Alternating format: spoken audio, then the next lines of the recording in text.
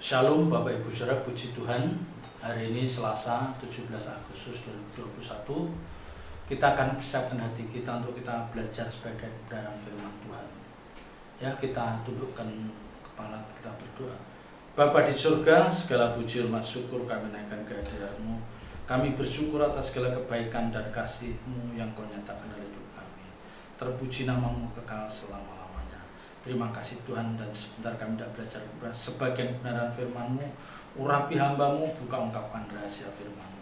Dalam nama Tuhan Yesus Kristus kami berdoa dan mengucap syukur. Haleluya. Amin. Bapak Ibu Saudara yang dikasihi Tuhan, menjadi orang percaya, ya, menjadi orang percaya itu kita tidak cukup hanya menghafal ayat-ayat di dalam Alkitab. Ya. Bukan berarti tidak boleh menghafal. Kalau kita banyak ayat yang hafal dalam Alkitab itu lebih baik. Tetapi itu pun tidak cukup. Artinya gini Bapak Ibu Saudara, kita harus mengenakan kebenaran itu dalam hidup kita. Dan kita menghubungkan pemahaman kita itu dengan perasaan Allah, perasaan Tuhan. Dan ini yang lebih penting. Yang akhirnya nanti kita bisa menangkap maksud Allah itu. Kita akan tahu, oh Allah ini benar-benar tidak berkenan atas apa yang kita lakukan. Ya, kita akan tahu, oh ini kalau ini aku kerjakan, Tuhan akan disenangkan. Nah, kita sudah mulai melangkah ke situ, tidak hanya menuruti hukum-hukum yang tertulis saja, tetapi kita sudah mulai memiliki kepekaan untuk mengerti, memahami hati Allah, hati Tuhan. Itu yang jauh lebih penting. Karena disinilah keunggulan kekristenan. Maka seringkali saya katakan kepada orang-orang dekat saya, anak-anak saya, kita tuh jangan selalu berbicara tentang salah benar. Ya, jangan selalu bicara salah benar. Kalau kita sudah benar, terus kita bisa melakukan apa saja yang kita mau. Kita boleh melampiaskan emosi kita. Enggak seperti itu. Ya, enggak seperti itu. Kalau kita benar, itu pun kita ada tatanannya. Ya, jangan karena kita mentang-mentang kita benar, terus kita sepertinya diberikan keleluasaan untuk mengumbar nafsu kita. Oh, mengata-ngatain dia, nunjuk-nunjuk muka dia. Itu bukan ajaran kekristenan. Ya, apalagi kita salah. Ya, kalau kita salah itu jangan berat mulut kita tuh mau mengatakan minta maaf atau mohon maaf. Jangan berat mengatakan hal itu. Kadang-kadang ada orang itu ketika kita mengatakan, ya kita merendahkan hati, kita minta maaf, dia sudah menghargai kita. Dia sudah seperti melupakan kesalahan kita. Ya, dan itulah orang-orang bijak. Asal kita mengucapkan dengan ucapan yang tulus, dia pasti akan bisa melupakan kesalahan kita. Tapi kalau kita sudah salah tapi membela diri, ya, dan nanti menebarkan fitnah, ya, melibatkan orang lain yang tidak perlu, nah itu malah memperlebar masalah dan orang nggak simpatik sama kita. Kalau udah salah, akui salah, ucapkan dengan tulus permohonan maaf, itu akan jauh lebih baik. Ya, menangkap maksud Allah, memahami hati Allah itu sangat penting bagi Bapak Ibu Saudara dan saya. Itu sangat penting. Ya. Karena ketika kita bisa memahami, kita bisa menangkap maksud Allah, kita akan bisa memperlakukan Allah dengan benar. Ya, dan kita tahu apa yang tidak boleh kita lakukan. Kita akan tahu. Ya, ini yang penting. Kalau Bapak Ibu Saudara melihat kehidupan Bileam, Nabi Allah, ya, yang dalam Bilangan 22 itu, mulai ayat yang pertama itu, Alkitab mengatakan dia adalah sosok nabi yang memiliki kedekatan dengan Allah, memiliki kedekatan dengan Tuhan. Ya, dan itu diakui oleh banyak orang. Dan itu diakui banyak orang. Maka ketika Balak, ya, Balak melihat Balak melihat bahwa orang-orang Israel itu habis mengalahkan Balak Raja Moab itu melihat bahwa orang-orang Israel itu mengalahkan suku Amori, padahal suku Amori suku yang cukup kuat, dan dia melihat bagaimana hebatnya orang-orang Israel ini. Ada satu ketakutan di dalam diri Balak ini, Raja Moab ini. Waduh, jangan-jangan tidak lama kemudian Israel akan menyerang Moab. Nah, rasa ketakutan yang ada di diri Balak itu, dia menggerakkan untuk dia mencari, dia bisa menemukan seseorang yang bisa membantu dia untuk mengatasi ketakutannya itu. Dan dia tahu bahwa Bileam itu nabi Allah yang dipakai, dia memiliki hubungan yang sangat baik dengan Tuhan. Ya, dan memang Alkitab katakan, ya, dia memiliki hubungan yang baik dengan Allah. Dia selalu menanyakan hal itu setiap dia mau melakukan apa-apa, setiap dia mau bertindak, dia selalu tanya Tuhan, apakah aku boleh melakukan? Baru nanti dia lakukan kalau memang Tuhan izinkan lakukan. Ya, jadi kita tahu bahwa Bileam itu memiliki kedekatan dengan Allah, dan tentu itu bukan hal mudah. Ya, kalau ada seseorang memiliki kedekatan dengan Tuhan, itu pasti bukan hal yang mudah diperoleh. Perlu ketekunan dan waktu yang panjang untuk membangun intimasi kedekatan dengan Allah. Itu perlu waktu yang panjang. Dan orang-orang yang memiliki kedekatan dengan Allah itu pasti berbeda dengan orang-orang sekitarnya atau orang lain yang tidak memiliki kedekatan. Itu pasti berbeda. Dan orang akan bisa mencium, oh, orang ini bergaul karib dengan Tuhan, ini orang ini tidak bergaul karib. Orang akan tahu. Nah, demikian juga dengan Bileam ini. Semua orang tahu bahwa dia nabi yang dipakai Allah. Maka ketika Balak ada rasa kekhawatiran itu, dia mencari Bileam. Ya, dia mencari Bileam. Nah, tentu dia mencari itu pasti tujuannya apa? Bagaimana Bileam itu ada di pihaknya, ada di pihak Balak itu. Nah, ini kita baca dari Bilangan 22. Ya. Bilangan 22 ayat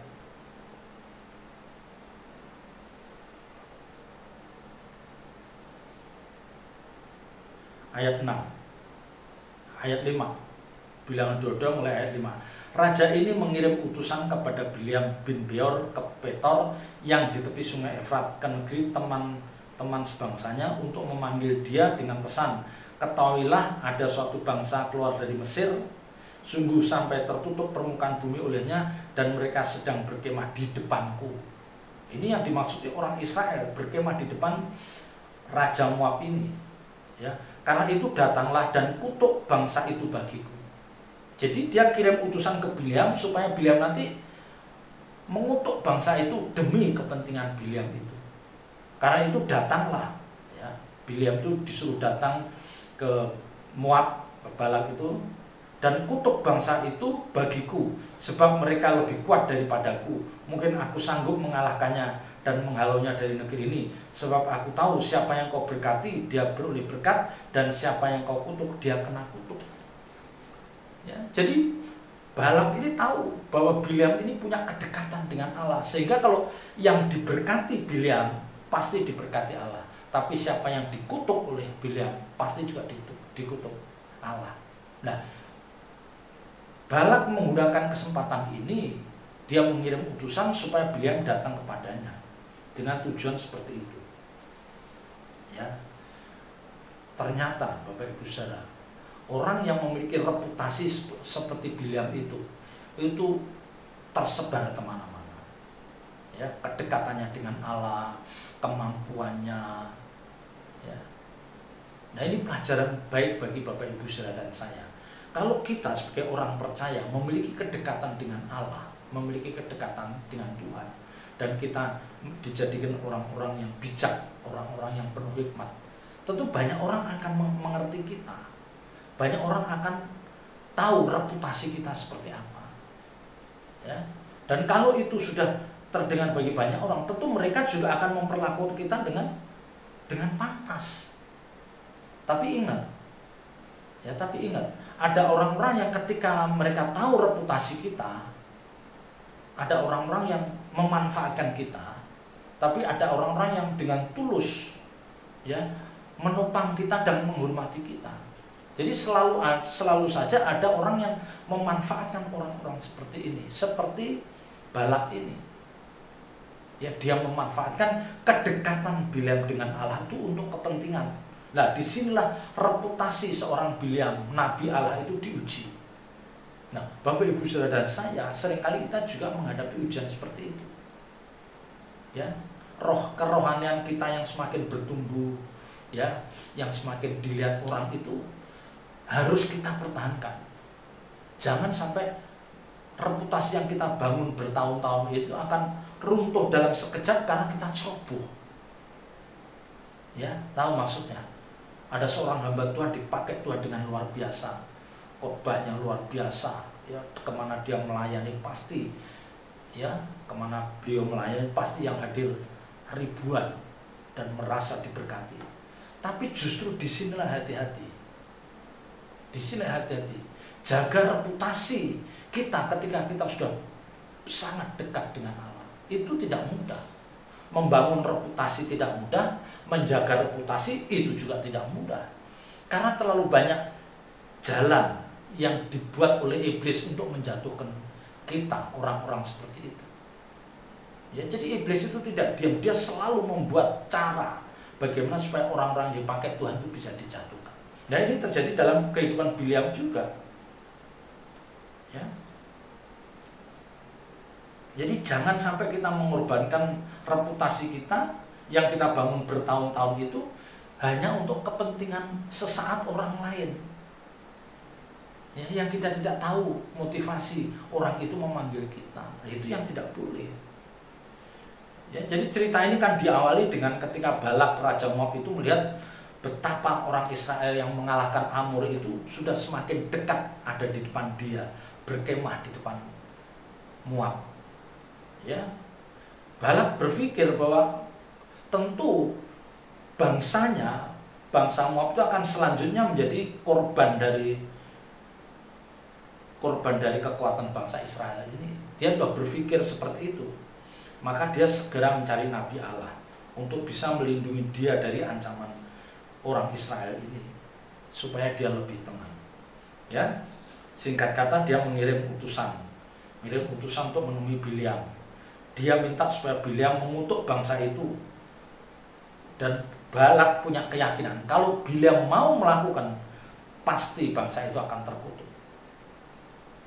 Ya, kalau Bileam mau melakukan, pasti bangsa itu akan terkutuk. Tetapi ternyata Bileam itu tidak mudah meluluskan permintaan itu. Ya. Bileam ayat 8. Bilangan 22 ayat 8. Lalu berkatalah Bileam kepada mereka, bermalamlah di sini pada malam ini, maka aku akan memberi jawab kepadamu sesuai dengan apa yang akan difirmankan Tuhan kepadaku.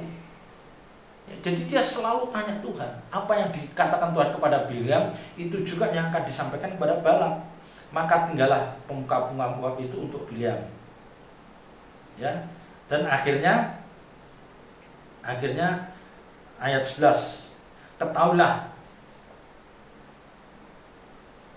ayat 12 ya, biar cepat ayat 12. Lalu berfirmanlah Allah kepada Bileam, janganlah engkau pergi bersama-sama dengan mereka. Janganlah engkau mengutuk bangsa itu, sebab mereka telah diberkati. Jadi ketika Bileam tanya kepada Allah, jawabannya Allah tegas. Jangan engkau pergi bangsa itu. Jangan engkau mengutuk, jangan engkau pergi menghadap ke Balak Raja Moab itu. Jangan mengikuti utusan-utusan Balak itu. Dan jangan engkau mengutuk bangsa itu, karena bangsa itu sudah diberkati. Ya. Jadi utusan pertama itu gagal. Ya, dia tidak bisa meyakinkan supaya Bileam itu ikut untuk membawa Bileam ke bertemu dengan Balak. Ya, karena memang katakan jangan pergi bersama mereka dan jangan mengutuki bangsa itu karena mereka telah diberkati. Nah, setelah utusan itu kembali pada kepada Balak, waduh, Balak cukup kerepotan. Waduh, gimana kok nggak bisa? Ya, akhirnya Balak mengirim utusan yang kedua. Utusan yang kedua itu lebih banyak dan ini terdiri dari pemuka-pemuka dan orang-orang terhormat. Utusan yang kedua untuk yang menghadap Bileam ini, dia pemuka-pemuka, lebih banyak pemuka-pemuka dan orang-orang terhormat. Di samping itu, dia juga menawarkan imbalan yang sangat menggoda bagi Bileam itu. Coba kita lihat ayat 17. Sebab, ya, ayat 16.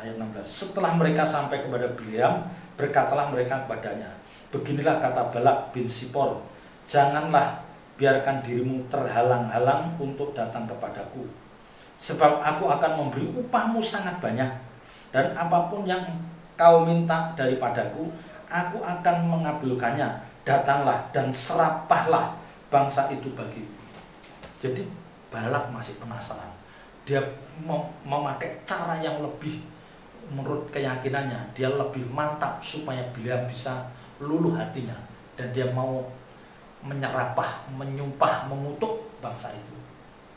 Ya, dan tidak tanggung-tanggung, dia akan memberikan apa yang dia mau. Ya, di sini sebetulnya kan Bileam tuh mestinya kan dia sudah bergaul karib dengan Allah. Ya, mestinya ketika Allah mengatakan jangan, yang pertama, tidak, jangan kamu lakukan. Karena bangsa itu sudah diberkati, kamu jangan mengutuk itu. Ya, mestinya, logikanya, ya, Bileam kan tahu sifat Allah. Kalau dia katakan sudah tidak dengan alasan yang kuat, mestinya dia tidak perlu loh menawar-nawar lagi. Mestinya ketika utusan yang kedua itu datang, dia bisa saja dengan mudah mengatakan, udah pergi, kamu jangan lagi datang kepadaku, jangan kamu merayu aku, mempengaruhi aku untuk aku mau mengutuk bangsa Israel. Jangan, karena Allahku sudah mengatakan tidak. Nah, mestinya kan itu yang dia lakukan. Ya. Jadi mestinya Bileam bisa menjawab dengan tegas. Karena Allahku tidak mengizinkan aku pergi bersamamu. Tetapi kenyataannya Pak, Bileam menyuruh bangsa itu menunggu jawaban Allah. Nah, di sini ya, ini hal prinsip. Ini hal prinsip. Ya. Mestinya Bileam tahu bahwa Allah tidak mungkin merubah jawaban. Ya. Mestinya Bileam tahu bahwa Allah tidak mungkin mengubah jawabannya. Ya. Tetapi ternyata Bileam itu menyuruh orang itu menunggu. Jadi Bileam itu masih berharap supaya Allah mengizinkan. Ya. Nah, kita tidak tahu apakah motivasi Balak menghadap tanya Allah tadi karena apa? Karena yang pertama, Bileam mengirimkan utusan-utusan yang lebih banyak dan orang-orang yang terhormat, dan juga dia menawarkan imbalan yang sangat luar biasa, sehingga itu membuat Bileam tanya lagi. Dalam hati Bileam gini, siapa tahu jangan-jangan Allah akan berubah jawabannya. Itu ya. Ayat 19. Oleh sebab itu baiklah kamu pun tinggal di sini pada malam ini, supaya aku tahu apakah pula yang akan difirmankan Tuhan kepadaku. Datanglah Allah kepada Bileam pada waktu malam serta berfirman kepadanya, jikalau orang-orang itu memang sudah datang untuk memanggil engkau, bangunlah, pergilah bersama-sama dengan mereka. Tetapi hanya apa yang akan kufirmankan kepadamu harus kau lakukan. Ya. Ini. Jadi jawaban yang diberikan Bileam, tunggu sebentar ya. Ya kan ketika utusan kedua itu datang kan dia tunggu sebentar ya, aku tanya Allah dulu. Nah, jawaban yang diberikan Bileam itu mengesankan bahwa sebetulnya Bileam itu berkeinginan untuk dia pergi. Dia berharap Allah akan memberikan jawaban yang berbeda dan dia akan pergi. Tetapi Allah tidak mengizinkan. Kan Allah pertama tidak mengizinkan. Tapi yang kedua itu Bileam masih berharap Allah mengizinkan. Karena apa? Mungkin Bileam sudah mulai tergiur dengan banyaknya bayarannya akan yang sudah disiapkan. Ya. Jadi ini tidak boleh mestinya. Maka di depan saya katakan, kita harus tahu sikap hati Allah, sikap hati Tuhan. Kalau Tuhan katakan tidak, ya sudah, jangan kita merayu-merayu lagi. Ya, jangan kita merayu-merayu, udah tidak. Ya. Jadi gini, Bapak Ibu Saudara, kalau iblis tahu, ya, kalau iblis itu tahu bahwa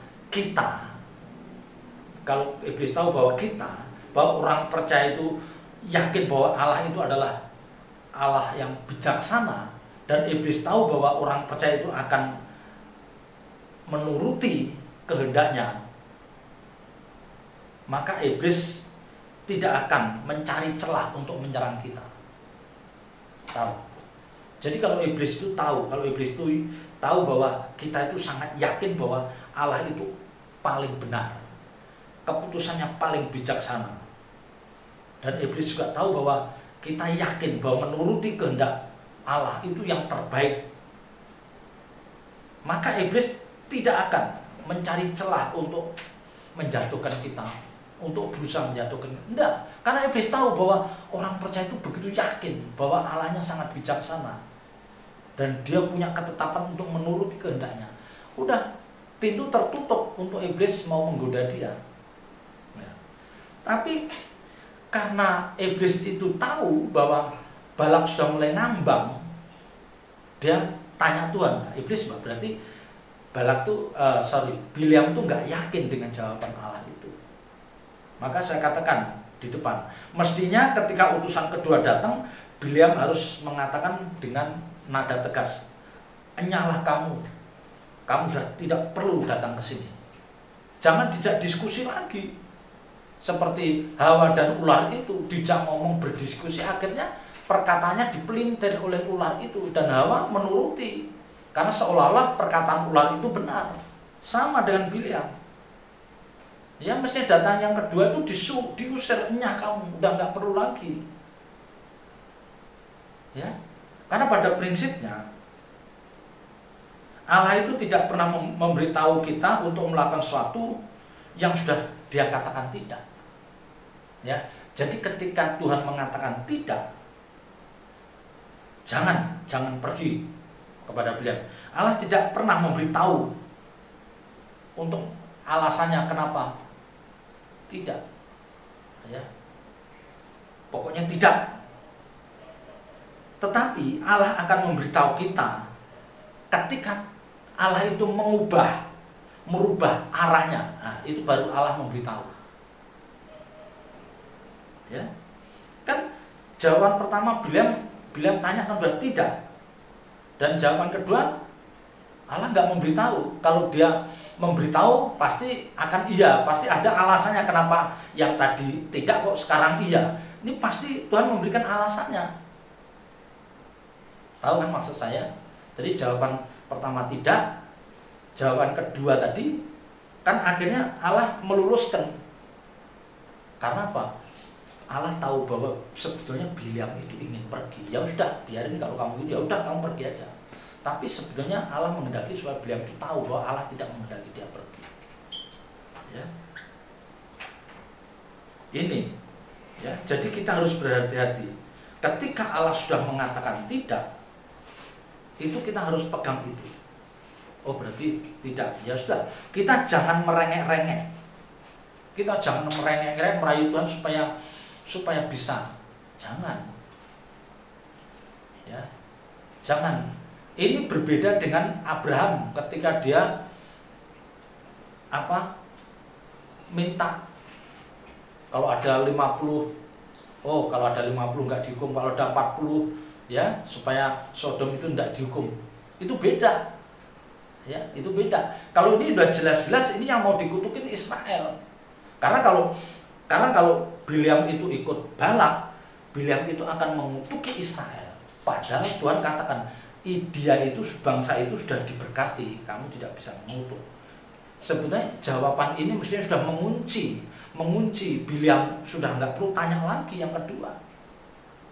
Kan Allah sudah bilang bahwa bangsa ini sudah diberkati, kamu nggak boleh mengutuk. Kalau kamu tetap merengek ingin pergi ke Balak, berarti kamu akan mengutuk bangsa ini dan kamu bermusuhan dengan aku.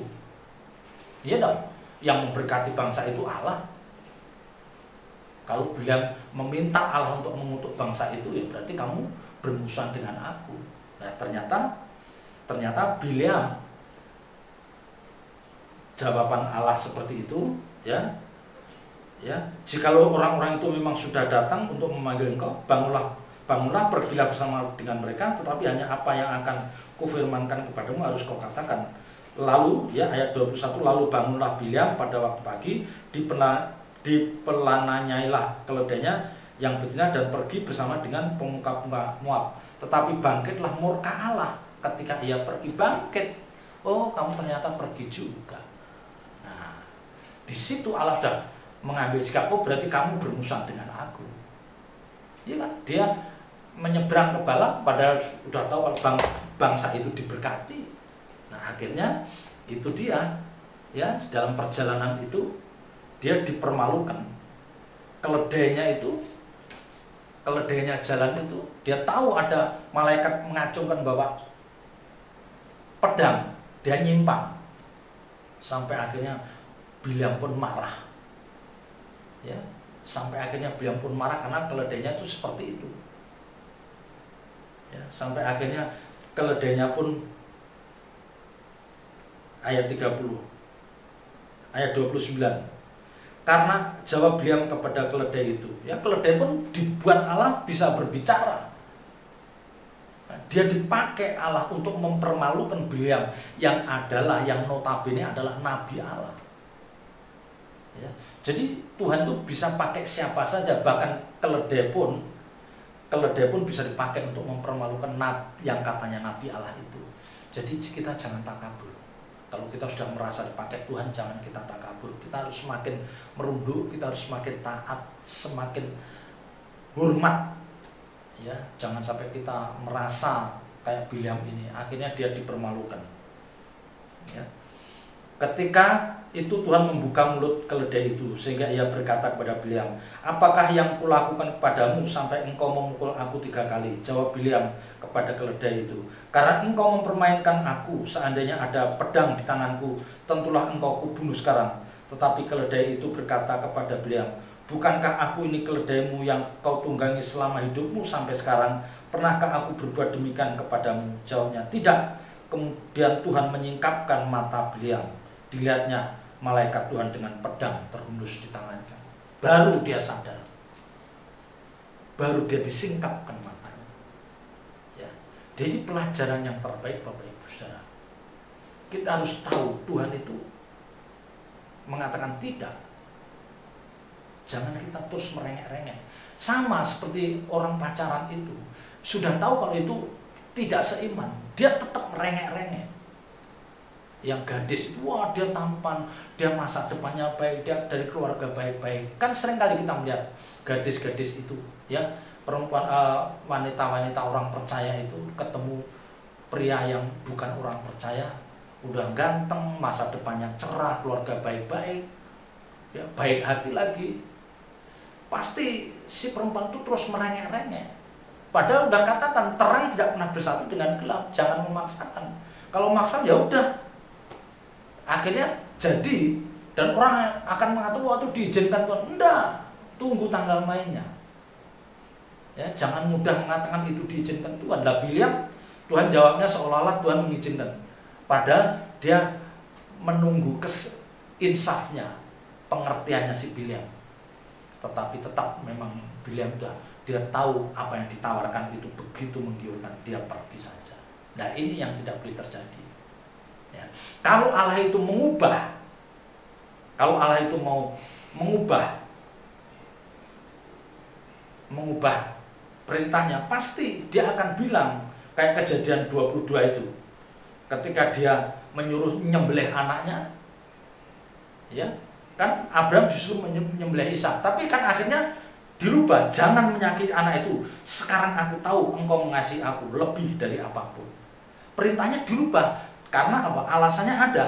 Aku tahu engkau lebih mengasihi aku, jadi jangan kamu lakukan itu. Ya, beda dengan Bileam.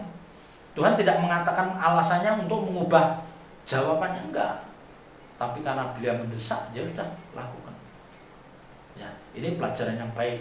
Jangan kita mendesak-desak Tuhan. Kalau memang menurut kita jawaban Tuhan tidak, ya sudah tidak, itu yang kita pegang. Sampai Tuhan memberikan sinyal, Tuhan memberikan tanda bahwa jawaban Tuhan itu akan berubah. Seperti Kejadian 22, Abraham mau menyembelih Ishak itu kan dirubah. Akhirnya Allah tidak menyuruh. Karena apa? Aku tahu engkau mengasihi aku lebih dari siapapun. Karena Allah ternyata tahu, karena kamu mengasihi aku lebih dari siapapun, jangan kamu sembelih. Ya, itu baru. Ya, ini pelajaran baik bagi kita, Bapak Ibu Saudara. Kita harus mengerti kepekaan hati Tuhan untuk kita tidak ceroboh melakukan menuruti keinginan daging kita. Ya, Bileam itu jangan-jangan karena tawarannya yang menggiurkan ini, yang akhirnya mendesak. Itu tidak boleh. Ya, kita tidak boleh tergoda oleh sesuatu yang jasmani. Kita harus menghormati, menghargai perasaan Allah. Ya, kita harus berjuang bisa memahami dengan sempurna. Ya, Tuhan Yesus memberkati. Mari kita tutup dalam doa. Bapa di surga, kami bersyukur atas kebenaran firman-Mu. Meteraikan firman-Mu dalam setiap hati kami dan ajar kami melakukannya. Mampukan ya Bapa untuk kami mengerti kehendak-Mu dalam hidup ini. Dan biarlah Tuhan hari lepas hari kami semakin bertumbuh rohani kami dalam kedewasaan.